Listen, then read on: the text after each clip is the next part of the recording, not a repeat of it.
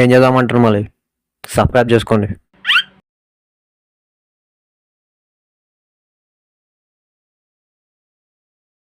Sir, may I come in sir? Yes, Mr. Revant, come in. Mr. Revant, who told you to sit in the chair? Sorry sir. Hey, I'm just kidding, Revant. You can sit. Thank you sir. సారే మక్కలు రవి అని పిలువు, నీ friend లెక్కనే treat చేయను నన్ను. అవి full head ఎక్కుతురా, రెండు టీ చెప్పు.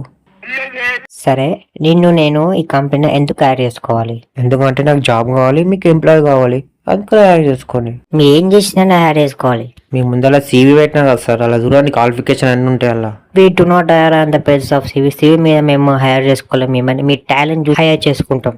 అవును సార్, ఈ మాట ముందే తెలిసిన. ఇంకొక నుంచి 10th దాకా స్కూల్కి ఎందుకు పోతుండే, 11th కామర్స్ తీసుకొని 3 years డిగ్రీలో గుర్తు తెప్పించుకుంటుండే. ఈ ఒక్క సివి కోసం 100,000 పేపర్ ఎందుకు చదువుతుండే, ఎందుకు రాస్తుండే? దీనివల్ల టైం వేస్ట్. ఒకటి ఇంకోసం అయ్యా 10 లక్షలు తీసుకుంది, అది ఒకటి కడతాడు ఎడ్యుకేషన్ లోను. ఇంకొకటి ఇంట్లో దెంగులు అలా కూడా జాబ్ రాకపోతే మళ్ళీ పెళ్ళి ఒకటి వేసుకుంటారు, నన్ను ఈఎంఐ ఎట్లా కట్టాలి, ఇవన్నీ కడితే ఎందుకు మళ్ళీ నేను బతికే?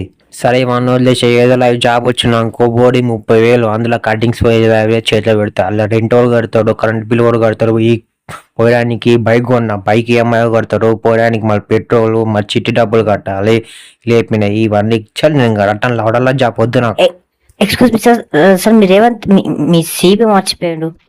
మర్చి గుర్తుల